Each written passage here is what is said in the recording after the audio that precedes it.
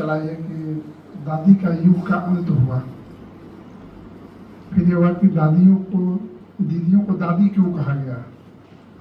दादी रतन मम्मी जी की अगर आपने कभी गौर किया होगा तो जैसे सागर में पानी की कभी कमी नहीं होती, इनके अंदर ज्ञान की कभी कमी ही नहीं होती। मुरली सुनाती थी, उसके बाद भी वापस वो ज्ञान, उनको लगता था कि इतना इनको ज्ञान दो सामने वालों को, बाबा के बच्चों को, कि वो तुरंत ही संपूर्ण बन जाए। इतना अगर किसी के अंदर ज्ञान सच में भरा हो तो ज्ञान रतन ही हो सकता है, दूसरा कहीं नहीं हो सकता। और एक युग का हमारे ऑर्गेनाइजेशन से अंत हुआ, क्योंकि दादियों की जो पीढ़ी स्थापना के वक्त से ये अंतिम दादी थी। हमको लगता था कि, मैं अपने पर्सनल बात बता रहा हूँ, मुझे लगता था कि शायद बाबा इनको रखा है एक उदाहरण के तौर पे कि लगेगी तब तक दादी रहेगी, ऐसा लगता था।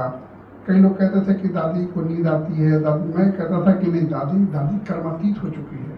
यहाँ रहते भी दादी यहाँ नहीं रहती, क्योंकि बाबा की तो गोदी में लोग पले बढ़े हैं, तो ऐसे में बाबा उनको अपने हमेशा गोदी में रखते थे, भले वो शरीर से यहाँ रहती थी।